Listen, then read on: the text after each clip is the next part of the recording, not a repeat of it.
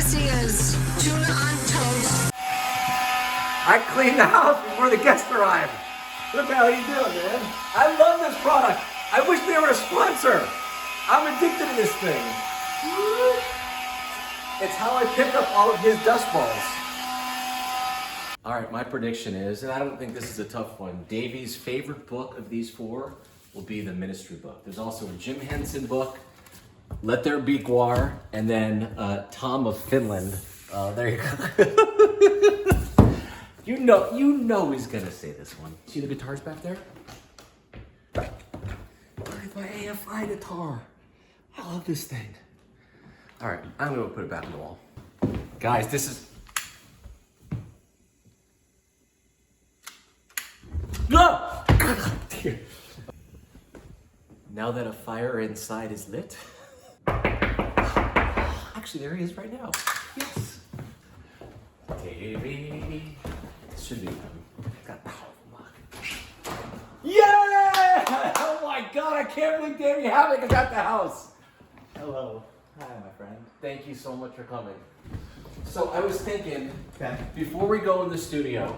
Wait, let me take off my sunglasses. Okay. All right. Before we go into the Tuna On Toast studio, Avocado on Toast studio. Avocado toast. Oh my God, I would love one of those. Well, I'm just getting there. Okay, thank you.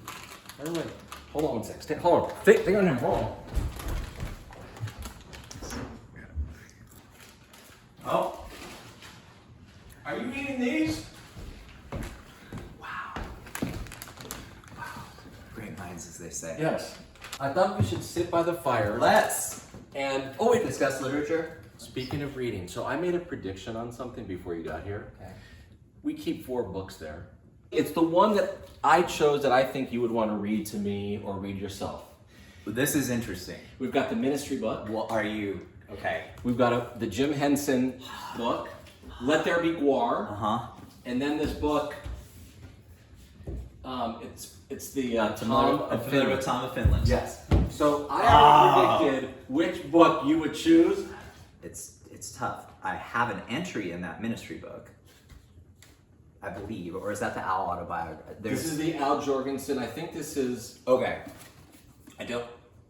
Yeah, I think I have an entry in that In book. the- Does it have quotes? Yes, it has quotes in here. So I'm in there. You are? Oh. So Roger made that book about Gwar. He makes great books like that. Obviously, Tom of Finland, we all know who that is. Yes. So I don't have a direct connection with Tom of Finland, but I wish I did. A young man at Brain Dead was wearing a Tom of Finland t-shirt the other day, and we had a conversation about it.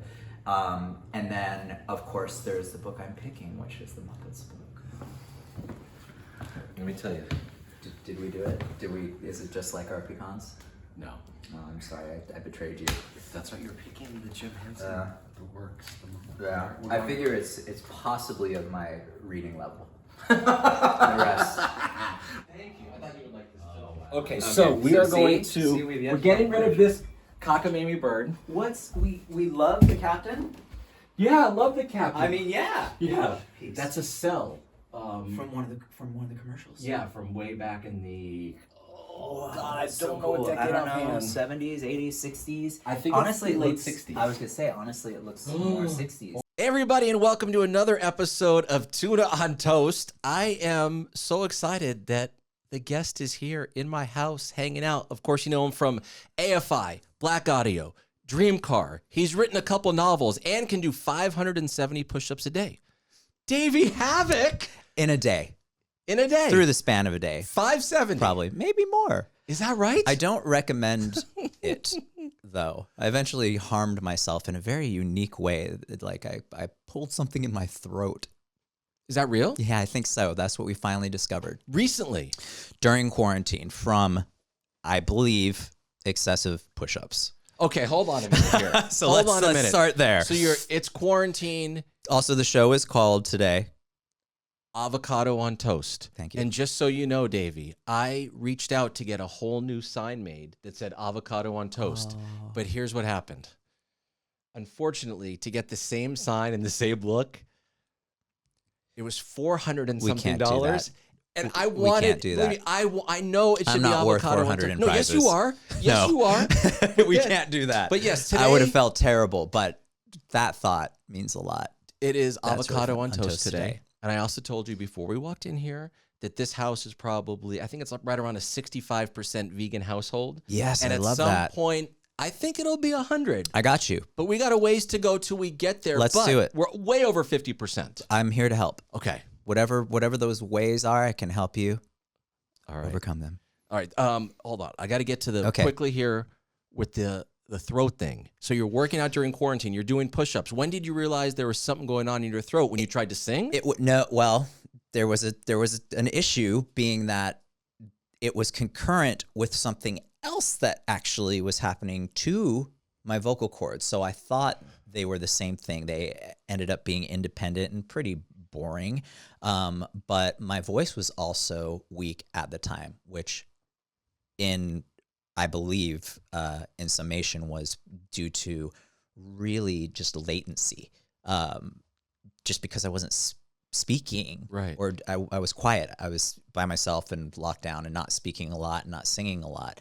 So maybe that was what happened to my vocal cords. Vocal cords are great. We couldn't figure out what would happen to cause this. It felt like when you would swallow, there was like a cherry pit. Okay. Not like you feel when you have a sore throat, Mhm. but like something was stuck in your throat. Like Daddy's voice, like Morrissey sang. And I believe I felt it the very first time mid rep, and I thought I was like, oh, I'm getting a little sick because it was a swallow. It's a swallow, and it's not this or this or this. Okay. It was a swallow, and it took months and months and months I'm and months so and months. sorry. No, it was just annoying. It wasn't No, terrible. but didn't you go down the rabbit hole? On the I did internet? go down the rabbit Of hole. course. Oh, I didn't go What on a the internet. mind I went in F an that is. MRI. I went through all the Oh. doctors trying to figure out what was going on, and no one was certain. But the best theory was that it was a muscular pull, like a Charlie horse. But I feel it was more of a pull, knowing how pulls heal and knowing how Charlie horses are healed by kneading them out, and that didn't work. So that's so boring. No, it's not. Thank you. I'm really sorry that happened. No, it's all right. Are you 100% healed from that? That doesn't hurt anymore. My voice is great. I went to my vocal coach for some exercises. I now do. My life has changed because I'm so obsessive, and obviously it's my voice, which is a huge part of my entire life. Yes, Even I when would I'm say not yes. professionally do it, I'm singing all the time, and as you know, I'm talking all the time. And my vocal cords one of the cords wouldn't react properly. So vocal cords are like this, and when you make a sound, they do this. Stryker probably knows this from his job. Yes. And one of them, the right cord, was just a little slow, causing my voice to be kind of warbly, kind of the effect of a baby deer type shaky sound. Traumatizing, but I rehabbed it by way of doing vocal exercises that strengthen it, and I was doing those twice a day until it got better, which took about 6 weeks. It was fine. That's a long time. It's a better. long time. When your moneymaker is your voice. It was stressful. And your face, yours in particular, because it's beautiful. I appreciate and that. then It once was. one of them is not going great. That just had to be, again, as I said, a mind F. But I'm glad you've It was 100% stressful, healed. but now Yes, I do it every morning upon waking. the push-ups or the vocal The exercises. vocal exercises. Can you give me an example of a vocal exercise, or will it hurt you right now? No, they're very common vocal exercises. It's just a pattern of doing them. One that I didn't normally do is a hung, and holding it, or holding burbles longer. Just holding it. You singers have done this. That's great. But I do it for an hour. I wake up and I turn on the exercises, and I do it every day now because I'm obsessive, because I'm thinking, well, it's not going to hurt to make my voice stronger every day, or to make sure it stays at this place. Right. Yeah.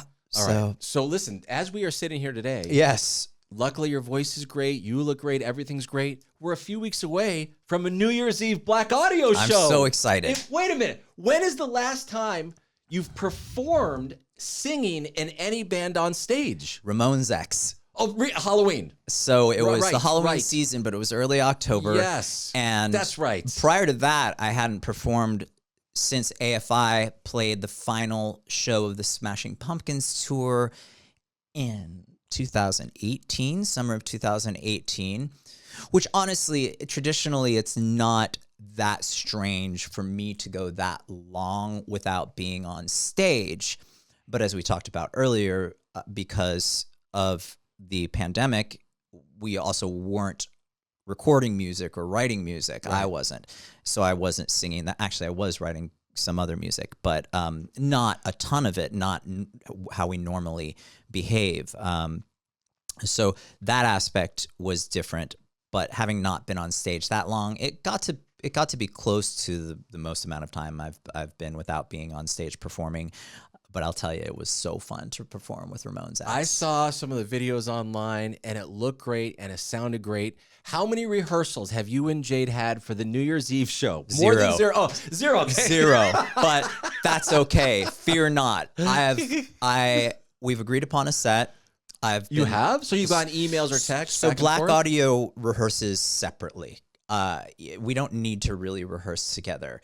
I can rehearse those songs on my own, and we usually get together once before Blaqk Audio goes on tour. You're a guy that is, you like to make sure things are ready to go. Yeah. You get yourself ready by doing these vocal exercises. Yeah. But you rehearse on your own, Jade not in the room, before these shows? Yeah. For Blaqk Audio? It works. We've always done it that way because aside from there being any sort of technical difficulties with the production, with the sound, by the time Jade and I get together, we both know it. And in the case of this set list and this New Year's Eve, there's only a handful of songs that we haven't performed before. Very, very few.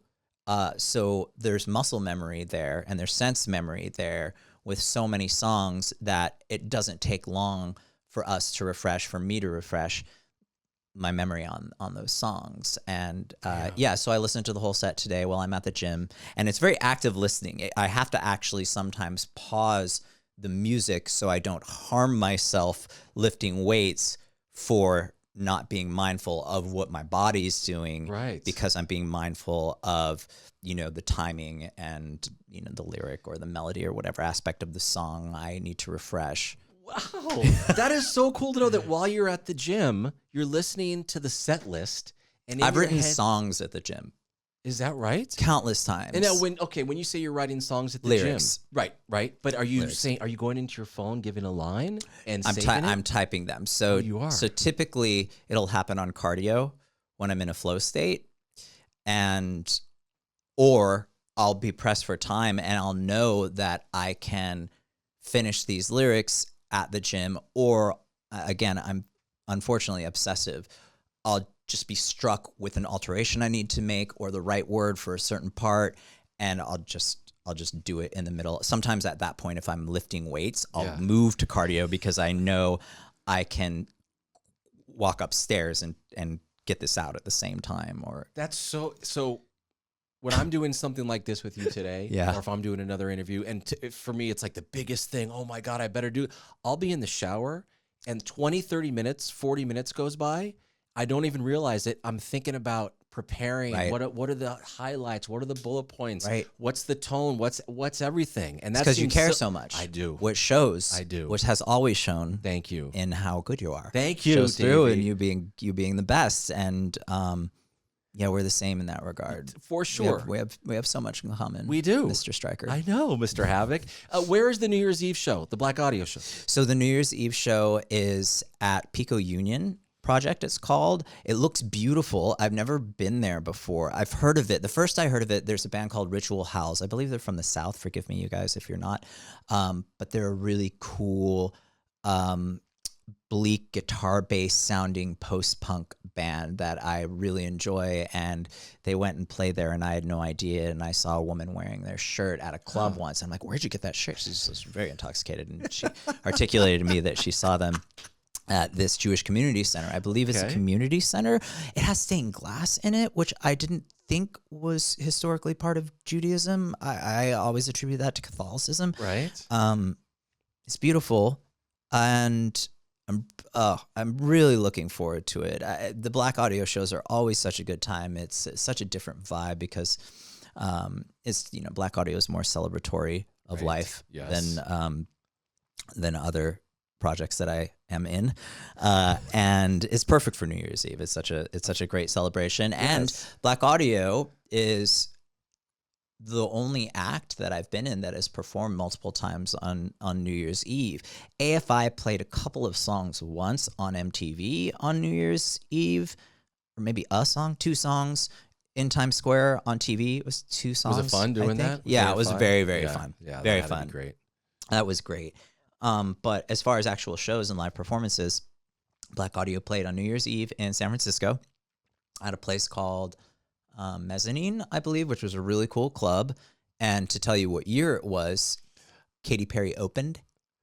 Okay, so this had to be. You've put out 5 Blaqk Audio albums. Yeah, and that's we're amazing. We were close to being finished with the 6th, and we're still working on it. But we're so Sex Cells. Let's see that. So that's 2007. So this must have been 2007 or 8 range. My guess. I think that's exactly what it was. Yeah, it was. I think it was maybe 8 to 9 or 7 to 8. Okay, yeah. And Katy Perry had maybe kissed a girl at that point. She sent us chapstick, by the way, when Kissed a Girl came out. And not cherry many chapstick. people knew. Yes, and she sent us all with her name on it at K-Rock. She sent us all chapstick. Jesus. And she went from very sweet someone woman. in the very sweet, the alternative world, and then exploded into the mainstream. But still, I think has an attitude that I'm very much in favor of. I agree. I like her a lot. She's very nice to me. I'm a super fan. Oh, really? Yeah, Wait, when did you cross paths?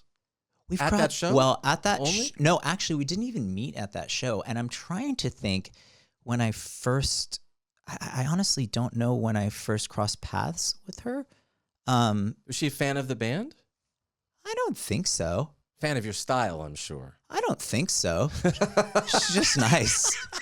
She's like, oh, this is cute. I don't think she goes up to everybody and has a conversation. This strange man. Oh, she's not coming up to me and having a conversation. I'm punishing her.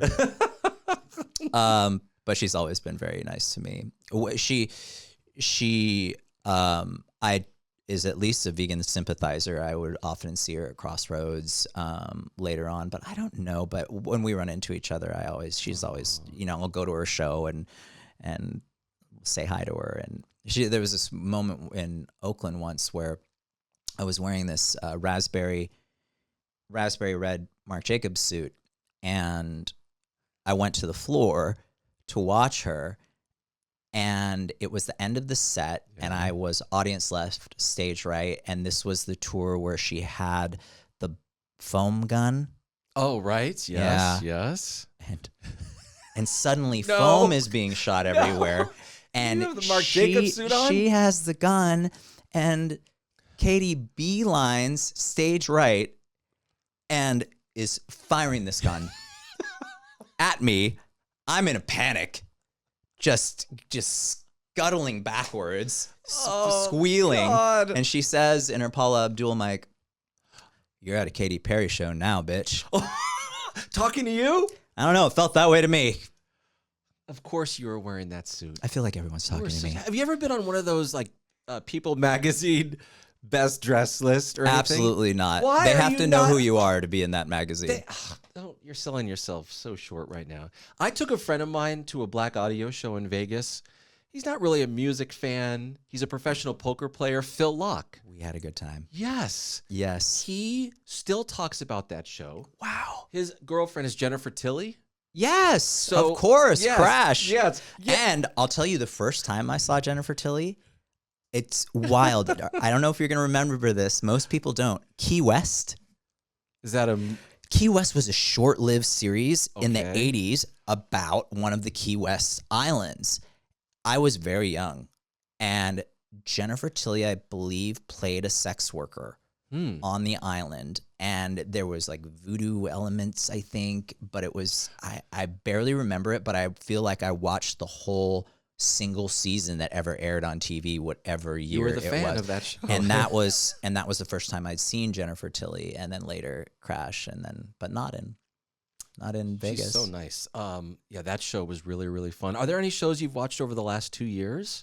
Television shows? Yeah. I don't watch TV very much, but it just so happens that some very good friends of mine really, really, really encouraged me to watch 2 shows. Okay. Enough so that one I watched on tour when I was out with the Pumpkins over the course of like one day off. I just watched the whole show, and that was the first season of Euphoria, which I loved. Okay, right. And they were correct. And then the other was recently. It was White Lotus. Oh, wow. Yeah, which I really enjoyed as well. A little lighter than Pineapple Sweet. wow. What the hell, Davey? Wow. Oh my God. Yeah, it's a good time. Yes. So I've heard that there's going to be another season of that, which I really look forward to. The acting was so good. Superb. In that show. Superb. Every actor. Superb. A++ for Superb. everybody. Great writing. Yeah. Beautifully shot. Gets a little on the nose, but I mean, hey. Yeah. Some people, you got to say it to them directly. That's I right. never do. Right. I never do. All right, Davey, I have so many questions now about all the projects you have done. I think that you are underrated in a way in terms of like how much material you have given to the world over the last 30 years. AFI, at least you and Adam at AFI, Yeah. 30 years, and there's 11 studio albums, maybe 10 EPs. And then you got the 5 Blaqk Audio albums, soon possibly a 6th soon, and then the Dreamcar and the novels and the clothing. Extremist. Is it Trying to that think you? of what else. Are you afraid? Son of Sam. Have you heard of that? No. There's another one. Oh my God. I made a record Wait, with a group called Son of Sam, when was that? which was put together by Todd Youth, rest in peace. Todd, who was in Agnostic Front and Murphy's Law and the beloved New York band D-Generation. And he was playing in Samhain, a.k.a. Samhain, on the tour that AFI did with them and Danzig. And the members of Samhain wanted to put together a band with me singing and call it Son of Sam. Very cheeky. And they asked me to sing, and I said, does Glenn know about this? And they said, yeah, he's cool with it. In fact, he's going to play some keyboards on it or something. Whoa. And so we wrote and recorded a record in maybe 2000s.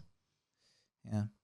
So there's another one. Do you constantly work because you're afraid of not being on people's mind and they're going to be like, where's Davey Havok? Or do you work because you just can't believe you get this opportunity? What makes you tick with never just kicking your feet up, really, and sitting on the beach in Brazil? It's I enjoy kicking my feet up. I really do. In fact, the quiescence of the quarantine was something that I really embraced. I'm inspired to create by life and by living, and that's actually the answer to the question. You could call it solipsism. I'm very inclined to express my feelings, and I love art so much. And since I was very young, I've had that drive to participate in the creation of art because it moves me so much, and the artists that I love are so important to me. I'm inspired to create myself. You knew that early on that arts was your thing, like when you were 10 years old, or was it more like 18 I don't think I years was old? so conscious of that language, but yeah, I started listening to music when I was so young. My grandfather sang to me. My mom and dad would sing. No one was a professional musician, but I got my first. For my 5th birthday, I asked for an AC/DC record. It happened to be the year that Back in Black came out. Oh my This is in Rochester, New York, and my grandmother took me to the House of Guitars in Irondequoit, which is still there, and that was the year Back in Black came out. So I got Back in Black, and from there I went. I was MTV later happened, and Friday Night Videos, and. But why did you gravitate towards a certain kind of music? Did you love? I don't know, Spice Girls and Backstreet Boys, or was it Danzig, Misfits? How did you know? My trajectory really was, I was so young when I began listening to music that it was just informed by what was the most popular music. It was informed by pop culture, and AC/DC Right. was and is gigantic. Yes. And that had an allure to it and an otherness and a dangerousness to it for a child. And then shortly thereafter, with the British invasion in the United States and MTV, and Duran Duran and Devo and Cyndi Lauper Oh and my God, Madonna I loved every one of those on MTV. and Human League and love. Alphaville. I mean, Yes. it's all of that was Flock of as you know, Seagulls. Flock of Seagulls in the hair, and so that the aesthetic of it and the sound of it and that it was so huge really impacted me as a young person, as many young people get into whatever it is that they're into because it's what's they're presented. And but I will say that as far as punk rock goes and moving from the mainstream alternative, which I mean, it wasn't. It was like really new alternative. wave, It was mainstream alternative with some of yeah. those bands we just Living in mentioned. California, I feel it felt more mainstream than it probably was across the United States. Right. I mean, I didn't have K-Rock at the time I was getting in all of that. I was in Sacramento, but I think there was a very strong alt station in Sacramento at the time. Okay. Plus, there were Friday night videos and whatnot. But the mall punks, I would see them and I was enamored. I was just enamored of the big hair and the strange symbols painted on the leather jackets and the lunch boxes and everything about the look I just thought was beautiful. And that's what I wanted to look like them. And I wanted to know about what they were into. And I wanted to know, what that skinny puppy symbol meant or that dead Kennedy symbol meant. And, symbols are very powerful, as you can see in many facets of cultures, especially art. And then being a skateboarder, having gotten into skateboarding and Thrasher magazine, skateboarding and punk rock went very hand in hand at the time, and I was educated about punk rock through the Pus Zone and was it called Random Notes? There were a couple of sections in Thrasher that were dedicated to music at that time, and before punk rock, it was it was when I was listening to The Cure and Culture Club and Yes.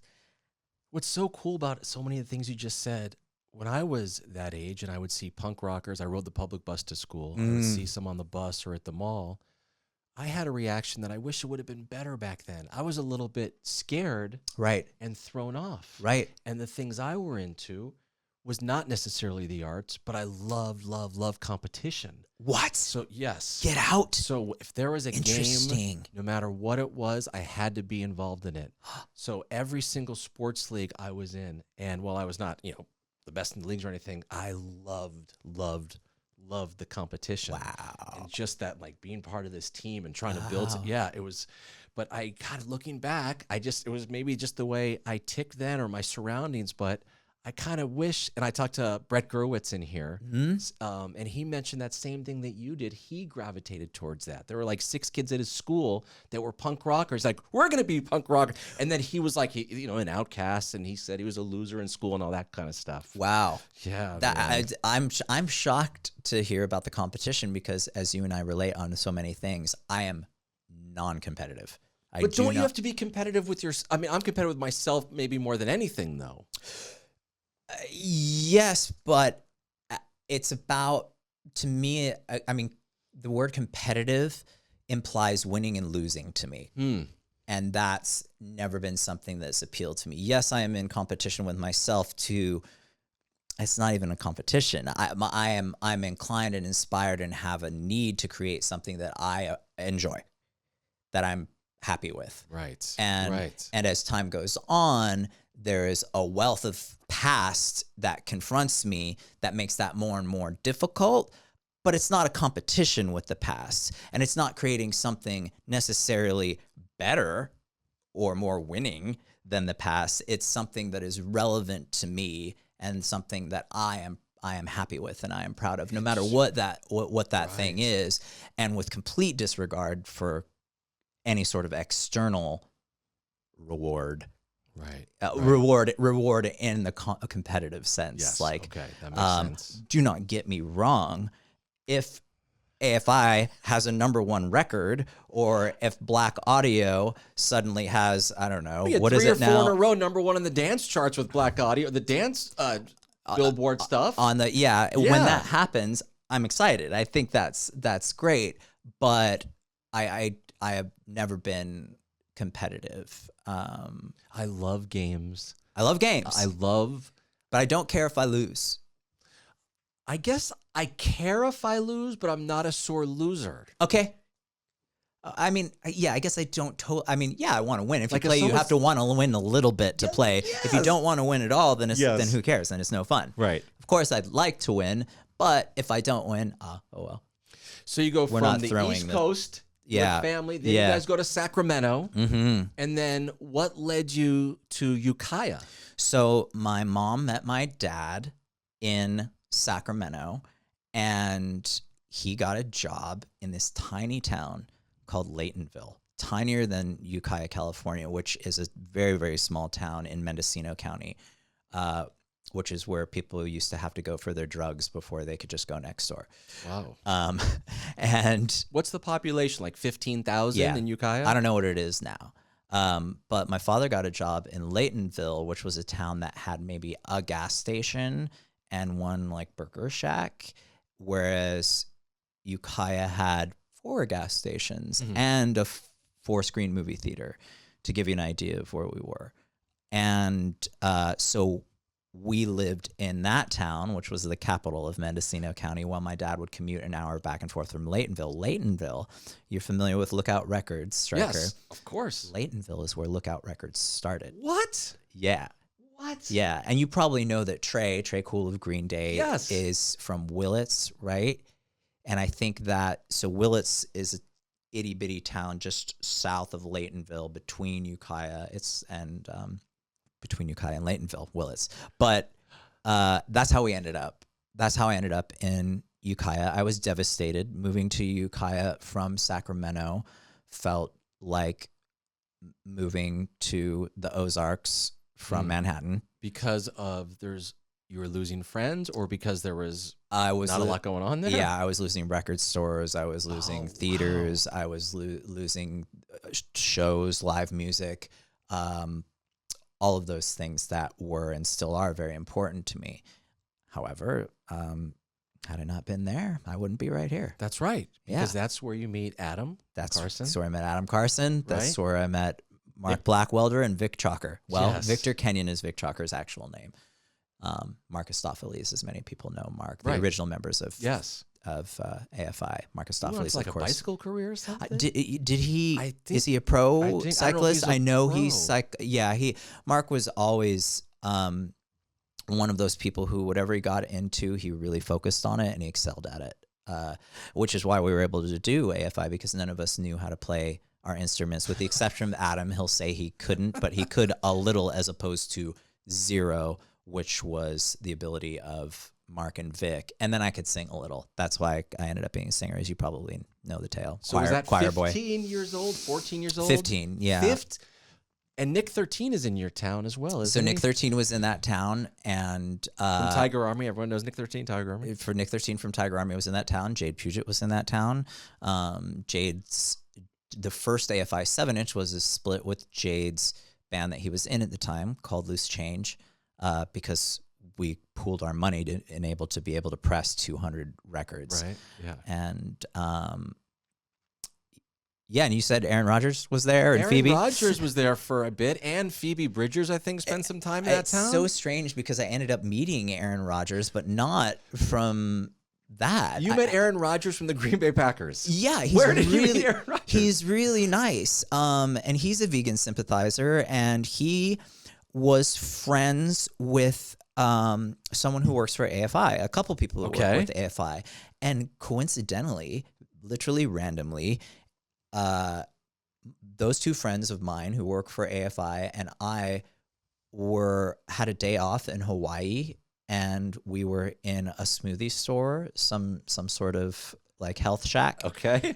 And they're talking to this guy, and they introduced me, and it's Aaron Rodgers. And at the time, he's very famous to anyone else in the world, but Right. I don't know who that is. So they explained to me, oh, he's this person. And he said, did he go to UC Berkeley as well? I think he did. He did. Okay, so he's like, I went to UC Berkeley, and my dorm mate had your poster on the wall, so I was staring at you all the time. No way. Yeah, and then Wow. I'd run into him at the same vegan restaurant, Crossroads, where I'd see Katy Perry. Yes. And he came to see AFI on the Blood tour down in San Diego. Yeah, he's a nice guy, but I didn't know him from back there. And then Phoebe, I just recently found out, who I don't know, who I had this great experience with Phoebe the other day. Apparently I've met her, but here's the. I love Davey Havok. And the first God. name basis is completely inappropriate, as you will see by where this story goes. The first part of this story is my good friend Leah was doing her makeup on a shoot. In my mind, I've never met her, but we have mutual friends. And Leah texts me from the photo shoot, and I forget that she's on this shoot, so it's kind of out of nowhere. It's one day she texts me and she says, "So Phoebe Bridgers has met your mother."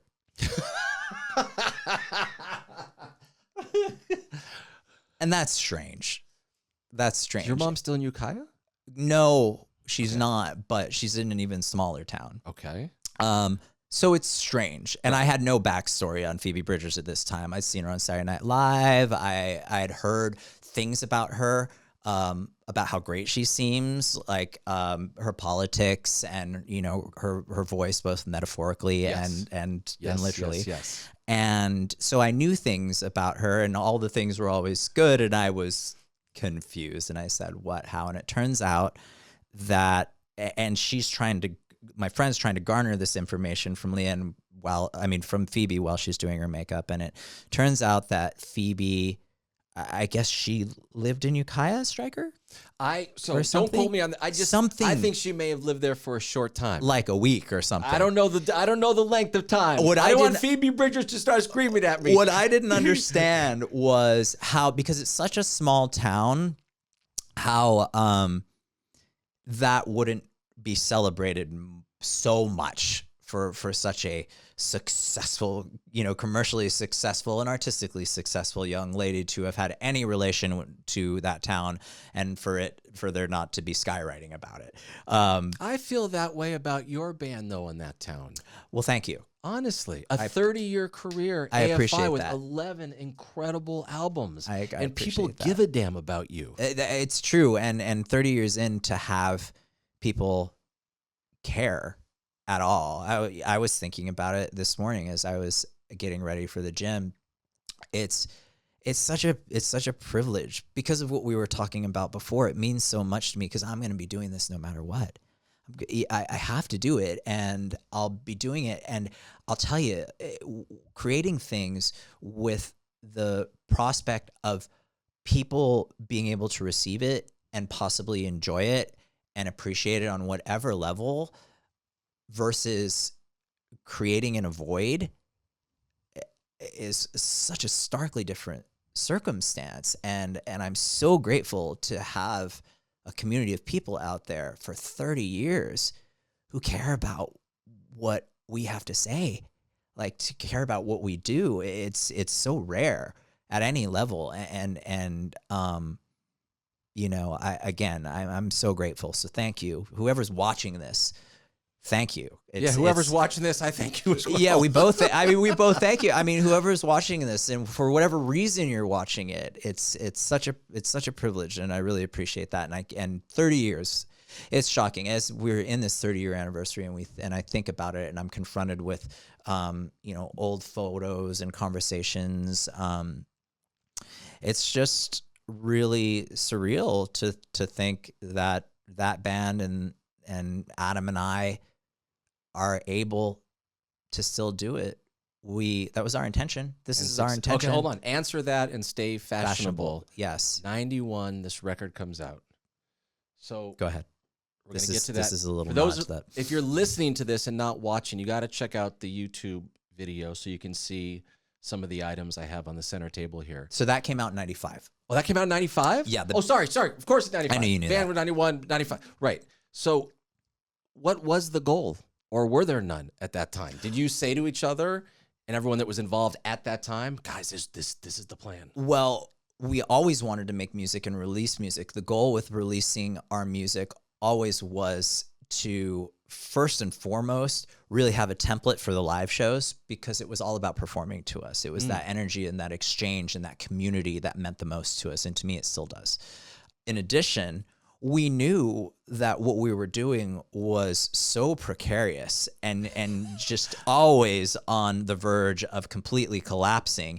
And for years and years, something that no one cared about. Very, very, very, very few people cared about until I can give you the time span on that. But certainly when we were putting out our first 7-inch in 92, 93, 94, it was when, so the band existed for between 91 and 90, the early 93 in Ukiah, California. But it was when I moved to Berkeley and the rest of the guys moved to Berkeley, and we started to play in the East Bay like every weekend, virtually. We were like the house band at 924 Gilman Street, and that's where we used to go see shows. And so that, I mean, that's I could talk about that forever, like trying to get a show at Gilman Street. And the first time we played there, it was such a big deal to us. The first time you played there, did you get paid? Did it matter? No. The first time we performed on that stage, we jumped on stage at a Rancid show in like the middle of the lineup with some band's equipment that allowed, I wish I knew the band, thank you,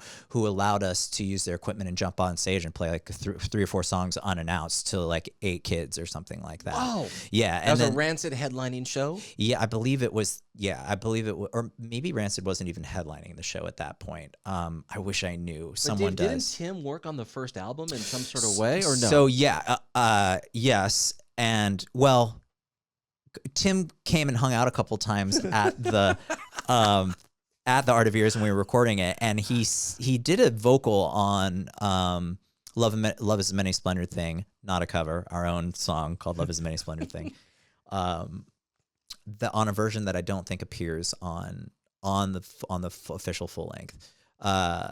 But I mean, to go back to answer your question, yes. In addition, we wanted a record of our existence, a literal record, which is why they're called records, because we thought any day now we weren't going to exist, because we wouldn't be able to sustain it for countless reasons. But we really found our home in the East Bay, and that's when I think of home. I honestly, even though Los Angeles really, really feels like home to me, when I think of where I grew up and where we came up, I mean, it's the East Bay, it's Oakland, and you know, it's really, my formative years were really, really there. Yeah, we built a really great community in between 93 and 95, but no one wanted to put out a record. No one ever wants to put out an AFI record. There was this brief time where everyone wanted to put out an AFI record. You remember it well. In fact, I saw Rob Gold. Do you know Rob Goldklang? Yes, I do, from Warner Brothers. He is the best. And I ran into Rob. I was reminded of you also. I ran into Rob at the Rufus Du Sol show. Oh, that was just past weekend. It was so fun. He saved me. He gave us wristbands to go in this area where it was fun instead of the area that felt like we were sitting here and watching Rufus Du Sol on your laptop. Right. But in that area, I saw Alessandro Ambrosia. Oh, yes.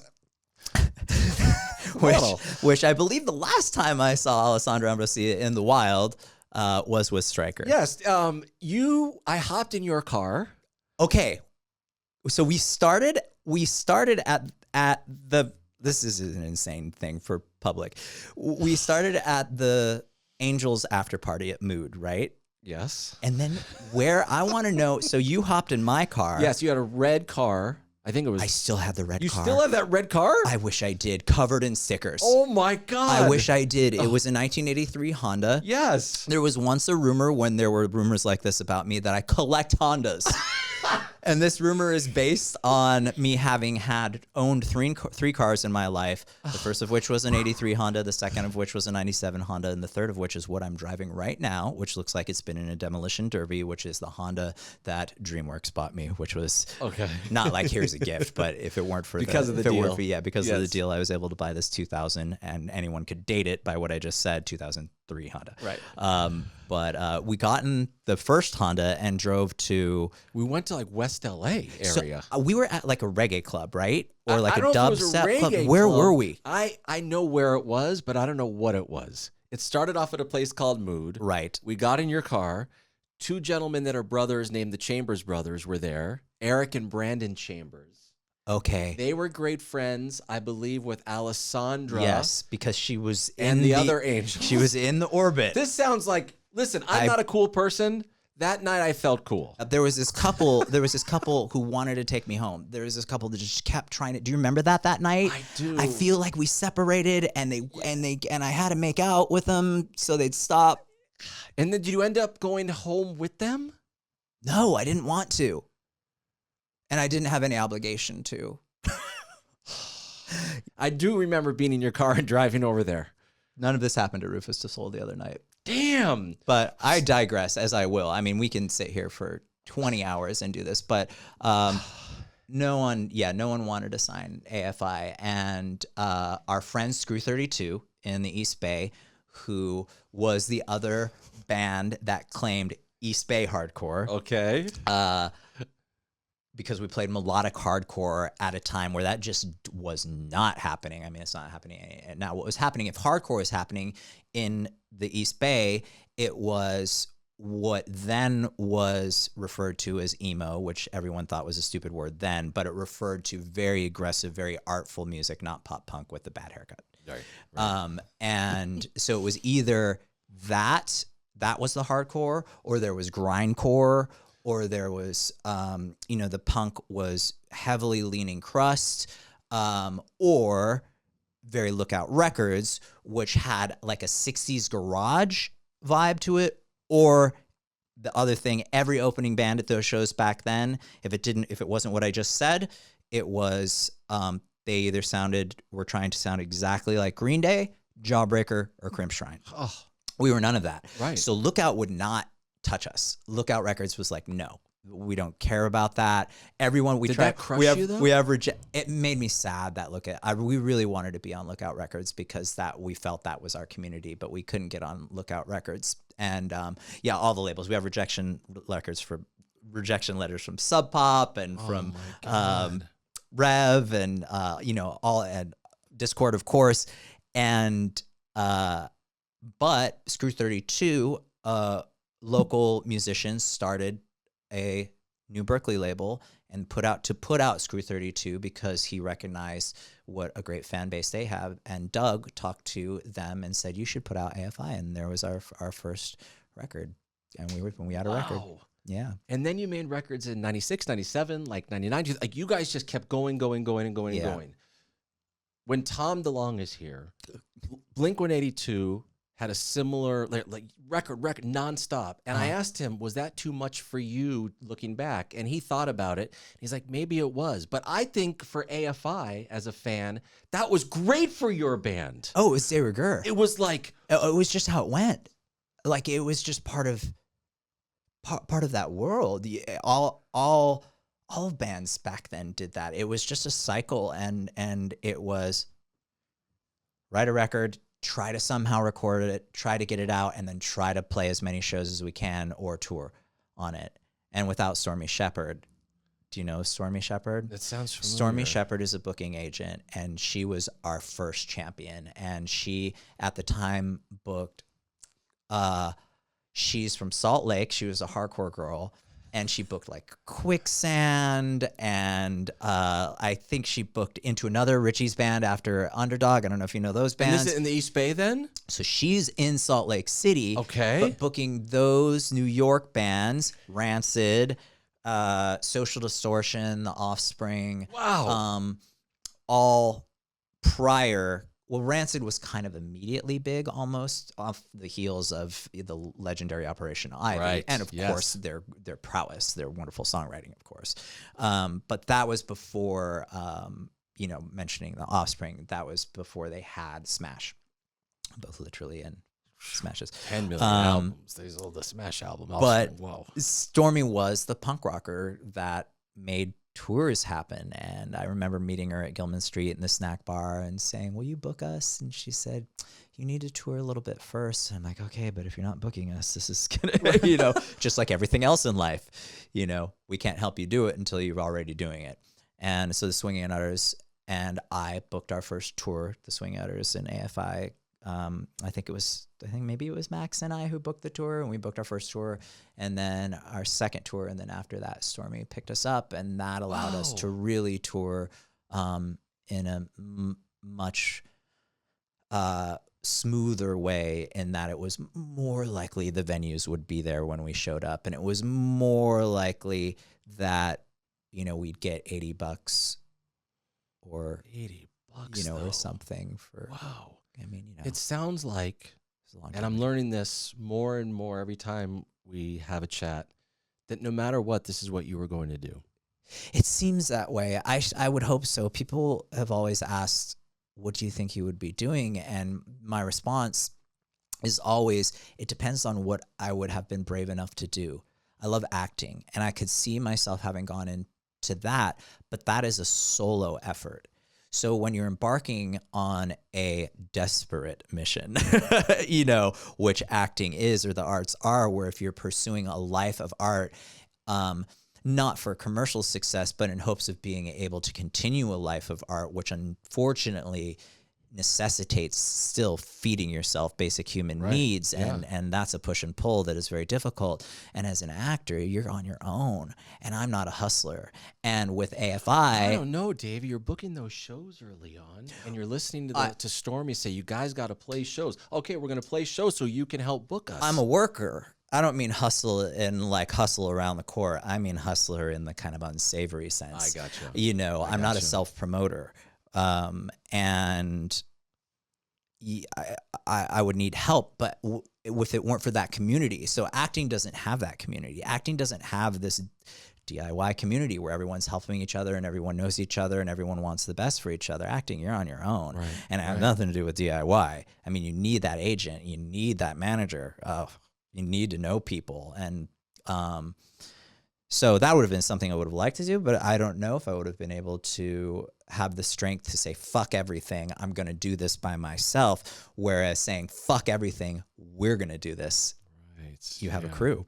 Right. You have camaraderie, and you have a singular vision. And that vision for us was, let's rock. And you stuck to your guns, and you did it the way that you wanted to do it. We did. It was something we really needed to do, but you know, in the 10-year retrospective, in the 30-year retrospective, when thinking about the most that we've ever gotten press, of course, was on the biggest album in 2003. Actually, there was more press on the next record. The Art of Drowning in 2000 or so. Yeah. Right? But not many people, like, in looking back, like, that record was in the underground, had a relatively great deal of success. It sold 60,000 records, but at the time, other indie artists were selling 80, 100,000, records. So it was in that relation, but there wasn't any press around it. Like maybe Ted Stryker played the Days of the Phoenix once or twice, and Aaron Axelson more than once or twice. But Aaron no Axelson, one else across the country did. So there wasn't really any there weren't interviews. There were very, very few. So it wasn't until Sing the Sorrow that large amount of press began to happen. That was crazy with Sing the Sorrow. Before we get to that. Yeah. Okay. And we've already been doing this almost 50 minutes. So. Oh, wow. Yeah. Okay. Let's get what you need before I talk you into 6 a.m. Can I tell you what I thought about you before I met you? Yeah. That leads to a question. Yes. I imagined you as someone who didn't want to do any interviews, didn't just kind of mean potentially. And then the first time we had a chat on air, I don't know if it was like 2000 or 2001, I was like beaming for weeks because it was just, I learned a lot and he just had a great energy. Thanks. So it's interesting that you say that, because that was the impression that our manager, we never had a manager, but when we decided to sign to a major label, we also knew that we needed management. And so that was an interest. I mean, it's, again, we could talk for hours. There's all sorts of interesting moments in that time, both very, very, very, very stressful, and then of course very exciting. But I do vividly remember John Silva saying, they want to do press. They like doing press. And the reason is because we never got to do it before. The thought of someone wanting to, you want to talk to us? So it wasn't that you were against it or didn't want to talk to anybody. No, no one wanted to talk to us. Didn't have a chance to do it No, no one wanted to talk to us. No wonder it went so well. Yeah, we were, I mean, this sounds ridiculous to say, but I mean, we were punks and we were playing punk. I mean, for a long time. And even when the music shifted away from punk, that was our community. And that was not the mainstream didn't care about that. They didn't care about the type of stuff we were doing. And so of course there were zines, but there weren't even a lot of zines. And so back to what you were saying, we did it the way we wanted to do it. By the time we signed to a major label, that concept of scary major labels had really been debunked over and over and over again by many indie bands. But, we learned from so many artists before us, like, okay, well, here's what we're going to do. We're in such a great position at that time in, 2002 or 2001, where all of these labels want to sign us for whatever reason. And how we'll figure it out, it'll be an easy choice, because the one who we believe when they say, if they say just do what you're going to do, that's the one. And if we get any of this, well, we want to do this with you, or we want you to do this or that, then, fuck them. Easy decision. Every label we've met with, just do you. We don't want to fuck with you. We don't want to touch you. Just do it here. We just want to take what you do and let people hear it. And we're like, yep, that sounds great. But it was every label. So it was a pretty hard decision. Wow. Yeah. And was there a bidding war between the labels? I'm not asking for numbers. No, that's a fucked up story, because we were being. If you're uncomfortable doing it. No. There was a bidding war to an extent, but it wasn't that. The major labels were put into a corner by the label that we were on, who had one record for us, and what seemed like a very, let's just say, as many, many artists will attest if they've experienced both, we learned that it is in fact the indie labels who smile at you and then stab you in the back. Whoa. The major labels are honest. Damn, sorry about that. We made it through. Here we are. Yeah, 100%. It's because you had done so many shows and put out a lot of music and toured, and you did it the way you want, and then it went from you're doing no press to a lot of press, and then there's people who are considered mainstream. I think I'm a very mainstream guy who oh my God, who's this AFI band? And then I go back and listen to all these songs, and I was in from the beginning. Man, I heard so of you. cool. I was in from the beginning. I heard you. Were you personally ready for the avalanche of success and new people following you? Oh yeah, it was were. great. Really? Yeah, it was. I mean, we've always wanted as many people to hear our music as possible, and that was the case. And we didn't know if we were going to successfully reach the amount of people we did, and we did. And You wanted to be as huge as possible. Sure, still do. Not at the cost of compromising. Right. Never right, have. Of course. That's never been the case. But we never had to. We were never confronted with that. And DreamWorks did a wonderful job of providing us with the mechanisms to reach those people, and it was a lot of fun. As culture shifted and technology shifted, it got to be a little weird. Some of the things that I was uncomfortable with was as social media started to burgeon, and the need for photos of who is perceived to be a celebrity for the person's social media and some sort of big game hunting. That didn't appeal to me because it made me feel like Mickey Mouse. But that was kind of later, and I often had conversations with people about it because I would refuse to take pictures because I was uncomfortable with it. And I'm like, I'll talk to you. Yeah. You want to talk? No, I don't want to talk to you. I want a photo with you. Well, I don't care about your Facebook. At the time, it was Facebook. Yeah. Facebook won. Before, maybe the MySpace. I think era before as well. it was. I think it was maybe it when went Facebook. Friendster, Makeout MySpace. Club. I was not on it. Friendster. I was not on it. Then wasn't there a blip? Oh, Facebook and MySpace on neither. They were concurrent, right? I think it was MySpace first, then Facebook came. So it was. Yeah, I don't care about your MySpace, but so that was kind of tough, but that stopped. Yeah. Have you ever felt pressure as an artist, like when you go make December Underground and you're coming off all this success and now you have a major label and there's all these people, all these new eyeballs on you? Did you feel any sort of nervous stomach ache? There's always that. There's always that pressure. Certainly there is more pressure when there's more people watching you. But we're always confronted with that that pressure to create something that, like I said, we feel happy with, and in order to feel happy with it, it has to be a progression for us. It has to be something fresh and new, because when we create something that is too familiar, it's boring. But then, of course, yeah, at that time, you know, with December Underground and what was going on with technology and music, there was industry pressure, especially with the shift away from rock at that time. And we were just about to, you know, the club was very important then. And, you know, Jimmy Iovine was very focused on 50 Cent. Mm-hmm. So the pressure of, which was beyond our control, the pressure was making sure we still have the attention of the people that are responsible for getting the attention of the fans. Gotcha. Yeah, which now is a very interesting circumstance. How to get people's attention, Stryker? How are you doing it? What is the way to get people's attention? Is it in 10 seconds, or can you get people's attention to pay attention in 3 minutes and 45 seconds? We have gone too long. Cut this into 22 seconds. Yeah. I mean, do you think people still have the patience to absorb 10 songs at a time, or do you need to release 2 here, 4 there, 1 here, 4 more in 6 months from now? I think some people do. Some people certainly do appreciate the long format play, but not everyone. So as far as getting people's attention, I think, yes, I think if you want people's attention, the best way to do about it is little bits of information. Right. Content, if you will. But then there are some of those people who will consume that and desire more.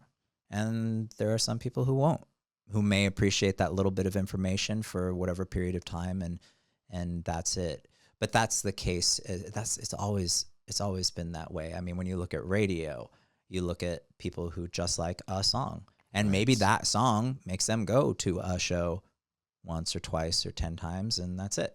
Right. Or, you know, so it depends on. And hopefully, and what happened with me, with you guys, it was one song led me to go back and listen to all these other songs. And then finding out the Offspring covered one of your songs, Total Immortal. Oh, yeah, that was wild. I like your video for that song. Thank you. Yes. Yeah, we were talking about that video. Who was? Recently. Well, I guess I was writing about that video because there's a on the AFI media, a still or clips of that video was posted, and I gave a little commentary about my memories of filming it. And our friend Brent, there wouldn't have been a video. I talk about this in the post, or I write about this in the post, not the New York Post. That'd be cool though. Where was this? This was on all of AFI's socials. Okay. All right. And so there wouldn't have been a video for that song if it weren't for our friend Brent, who was a videographer, and he really loved the EP, and he wanted to make a video for us for free. And as I talk about, the label didn't want to do that EP at all. They didn't want to do it at all. I remember Jade and I were sitting up in the kind of squat that we lived in, one of the notorious frat houses that AFI lived in. There were 2. And I said, hey, this is what it was like back then. Let's do an EP for Halloween. And he was like, okay, cool. And we wrote the songs, and we wrote like those 2 songs that are originals, and then we put Misfits. No, I'm sorry. There's 3 originals on it. There is a Misfit song on it, and then are there? I think there's 3 other songs. 3 originals. Yeah. And we talked to the label about it, and they were like dragging their feet. They didn't want to do it. They didn't want to do it, and they finally agreed to do it, but they didn't want to release a CD. So this was at a time when that's what people listened to music on. We wanted to release vinyl because that's what we grew up with. We wanted to release 7 inches, but they only wanted to release a limited amount of the vinyl. Okay. It was probably 1,000. And we're like, okay. And we couldn't talk them into doing a CD. And certainly we didn't have a video budget. And so Brent made that video, and he's like, I'll have you walk through this, this very sacred to the Oakland community, East Bay community cemetery. It's this very beautiful property that people jog through and people walk through at the end of Piedmont in Oakland. And the first Green Day record is shot there. The cover of that record is underneath a tree that's in that cemetery. And we kind of paraded about the cemetery, and we went to our friend Chris Duncan. Our friend Jamie Riley asked Chris Duncan if we could shoot in his house. He's a fine artist, a beautiful painter. Brent went on to be a doctor, and I went on to, wear cutoff gloves and talk to Stryker. Is this your low point of your career right now? By no means. Wow. No. If we're here, if we just stop right here, this is good enough for me. Oh man, I'm having such a good time. We're an hour into I'm this. sorry. There's a million other things that I want to. Can I ask you 6 more things? You can. What time is it? It's past my bedtime. I'll tell you that. Do you know that I go to bed at 9 o'clock at night? Is it really 7:30? Yeah, it's 7:30. Okay, good. That's what I thought. I was like, it can't be. Okay, 6:30. You can have me as Stryker. I don't have to leave here till 7:30. Okay, all right. So till 7:30. Much as you want. Are you doing anything good after this? I am.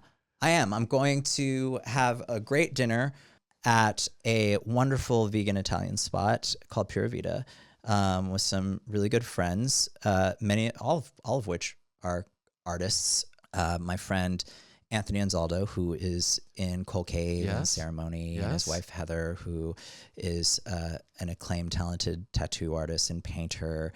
My friend Max, who is the mayor of all things pop culture, finger on the pulse, graphic designer. And we're going to this great. It was a great Italian spot. The chef who owns it is from Queens, I believe. Yeah, she's from Queens, and she's an Italian, and so she makes all this really traditional East Coast leaning Italian food, which means a lot to me because that's what I grew up. Right. Yeah. Yeah, eating. So yeah, food. Did you enjoy the Dreamcar experience? Oh, so much. Oh, you did? Oh, it was Stryker. It was so fun. I love that record so much. You do? Yeah, I love that. I love that record. I wish we had been able to tour on it even more, and we could. The Coachella performance was Thank so you. good. Thank you. I feel like that was our first show. Do you know? I don't know if it was. There can be a fact check on this. I think Yeah. initially it was going to be our first show, but we may have booked a couple of smaller shows around it to warm us up a little bit to perform that. And what a great experience, first of all, to have the opportunity to play Coachella again, being men of our age with guitars. That's right. Is rare. Not just a turntable or a computer. Very rare. You, Tony, Tom, and Adrian. Yes. It's such a privilege. And we had, when we performed the first day we performed of the 2 weekends, I think maybe there were 2 songs released, maybe 3. And by the second weekend, there were 3 songs released, and the tent filled up. Yeah. People came and reacted and moved and applauded.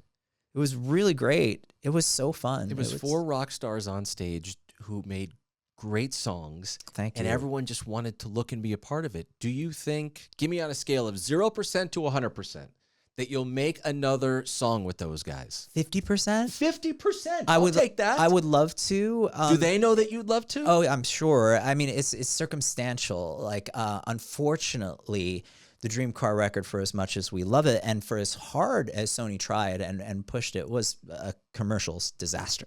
And that really affects the creation of music. But people were going to the shows that you were playing. Not a lot of people were going to the shows.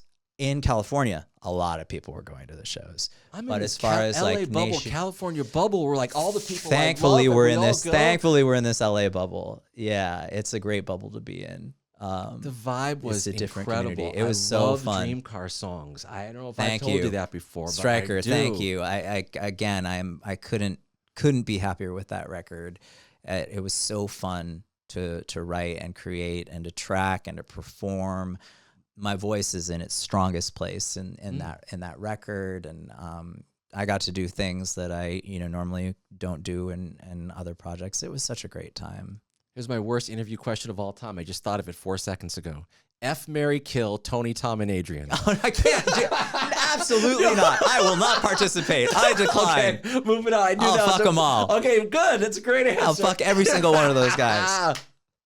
I'm turning red right now. And then for kill the love myself of because God. where do you go from there? Oh my God. Okay, the Bodies tours, we get into 2022, AFI. That's 100% huge tour happening, right? Yeah, I'm very excited. I'm very excited to. Again, speaking of records, I love Bodies. I'm just again so happy with it. It is at right now. It was and has been my favorite AFI record. That's your favorite AFI Yeah, record? like by far. And I really look forward to getting out there and playing some of those songs. In addition to getting out there and playing other AFI songs and performing with AFI. I look forward to it. It's Do you love being on the road? Not really. I love performing. It's tough. Like I have a much better experience on the road if I don't harm my voice. And the way I perform and the way that I've been performing my whole life, I have instilled myself with bad habits that I'm continuously trying to shake vocally. I don't mean recreationally. Right. So with the rigor of travel, any singer will tell you this, it's hard to maintain your voice. If I can maintain my voice, I'm just in heaven, as they'd say. They wouldn't have me, but if I were there, I would be with flawless vocals. So that's really fun. But oftentimes we're out for long periods of time and I get these stupid sinus infections and it's traumatizing to me because despite how accepting and supportive the audience is when I'm not at my peak, I still feel that I'm robbing them, that I'm not doing what I came to do. And I feel that I'm just failing my bandmates and I'm failing the audience. It's, yeah. So if that's not happening, I fucking love it. But I also love being home. Yeah. Yeah. Do you think it's going to be hard to get on the road since you've been at home so much the last 2 years? I don't think so. I'm looking forward to doing it. And again, just like rehearsing Blaqk Audio songs, I'm so used to being on the road and I've been traveling so much that there's a muscle memory to it and I just get back into the flow. There was a period of time where, as you pointed out, for a huge amount of AFI's existence, we were always on tour. We would tour for like a year in a van, and it got to the point where I was more uncomfortable off tour. I would have social anxiety, not crippling, but it was difficult to communicate with people because I'd only been communicating with the same 6, 7, 8 people every day, with the exception of here or there, someone else. It'll be easy to go back on tour. Do you remember when we saw each other at 7-Eleven that one night? I was a mess. Do you remember what a disaster I was? I do. You know what's interesting is that Can I share what happened? No, go ahead. Well, did you comfort me? I'm sure you did. Seeing you I were probably so cried. Sad. I'm like, Davey, what's wrong, man? Randomly at 7-Eleven, you get to run into Davey Havok in LA. And I'm just a blue. I'm a color of a shade of blue. Yeah. It's interesting that that night of the party that we went to, that night led to that night. Oh, it did? 10 years later. Yeah, 10 years later. 12 years later or whatever. Isn't that interesting? Yes. But it also led to this night. Yeah. Which is joyous. Speaking of joyous events. And then you're going to leave here in a few minutes. I don't want to go. Good. Please don't go. I don't want to go. Okay, for those listening and not watching, you have to go watch this part of the interview on YouTube. There's a cereal box in the counter. So this is part of a large retrospective of merchandise and memorabilia that we're creating in celebration of the 30 years of AFI. And anyone who was around for the first record, who has gone back and taken that dive into the first record, will probably know what this is referencing. There is one of my lesser moments of lyrical prowess exhibited in a song called Cereal Wars. Okay. On this record, which I was talking about it on the radio show I co-host on Sirius XM Volume the other day, and our producer threw on the song. And let me tell you, it is an assault on the ears to hear me going. But song is called Cereal Wars, and the song ends with the line, "Give me sugar, not nuts and twigs. Do I look like a fucking squirrel to you?" So we have created, for your enjoyment, this Squirrel Crunch box. I love that. That's new merch that is references referential, 30 yeah. years of AFI. That's Here's the great. best part. Yeah. So there's not cereal in it. There is not, in fact, sugar cereal in it, nor healthful cereal in it. But there is a T-shirt in here that is designed by Skinhead Rob, Oh yeah, of course. a dear friend Yep. who makes absolutely wonderful art. And being that he was part of AFI for all of those years, created the "I want a mohawk, but mom won't let me get one" Oh my god. shirt, That's which great. there never was a shirt. I suppose if there are hits on that record, insular hits for the community, Mohawk was one of them that people wanted to hear. It's about my little brother. It's about my then little brother, my now younger brother, Right. who is a grown-up. But here's this great shirt that comes in the box. This is new merch here. Yes, and new I know merch. new AFI merch has been released and is going Lots to of be it. released. Yeah. Lots of this for the really fun. Skinhead Rob, shout out on the design. He That's does so gr- good. he does Whose great idea was to art. put it in the cereal box? Well, initially I had come up with the idea. Oh, I'm stealing Adam's idea. Am I stealing Adam's idea? Let's call it Adam's idea. I think the cereal box was Adam's idea, and we were hoping to get cereal in it, but it's difficult to do for countless reasons. Yeah. It would have to be vegan. I would actually feel strange about giving people sugar and not nuts and twigs. It was difficult. So then I think Samantha and Kristen at management had the idea of putting a T-shirt in it, and so we wanted the T-shirt to also reference the album that Cereal Wars is on, and there you have it. So this is not a book, but it ties in. Well, when Stryker asked for me to bring things to display, unfortunately, I do not have a direct connection to Esteban Oriol, who is one of LA's finest photographers. I would love to be shot by him, but I have never been.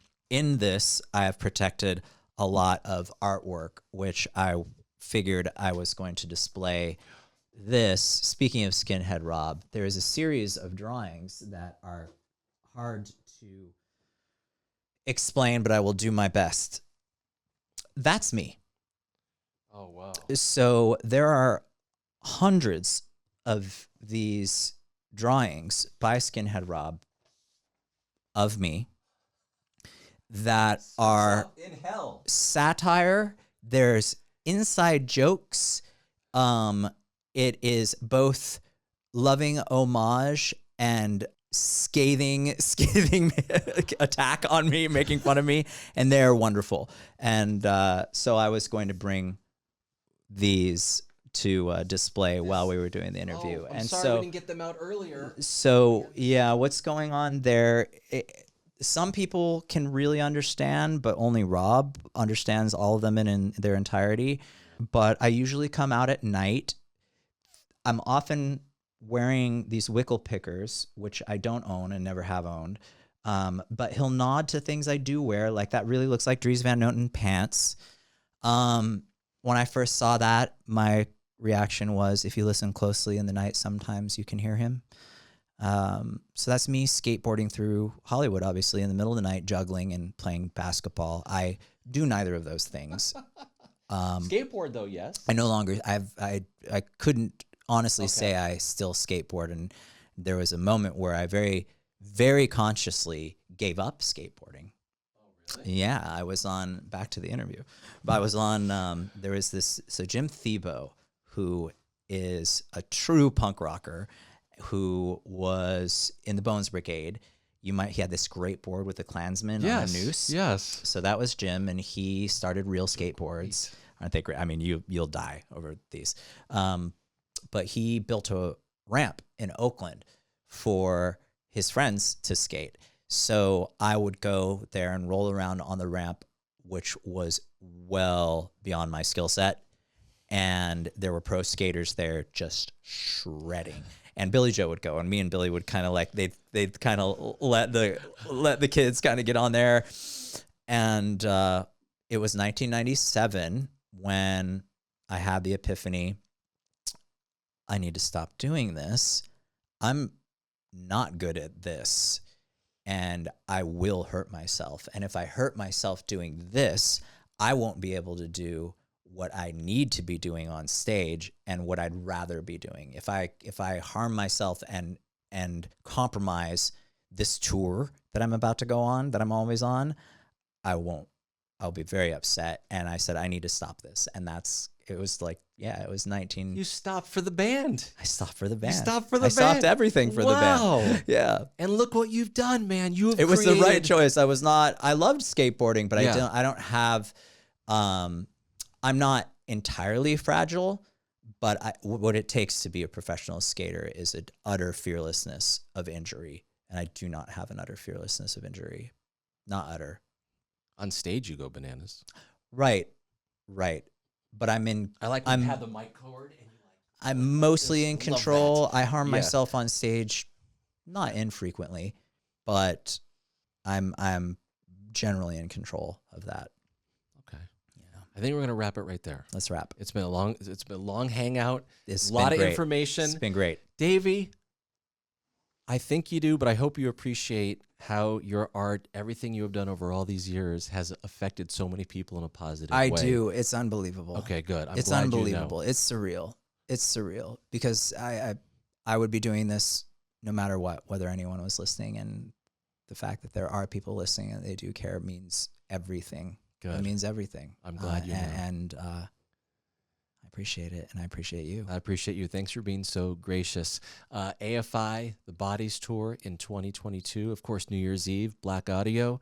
There's a ton of music that you should and could digest from this man and all his projects over the years. For Davey Havok, I am Stryker. That's been our show. Happy snuggles. Bye-bye. Hope you enjoyed. Now hit that subscribe button. And for more Tuna on Toast, listen wherever you get your podcasts.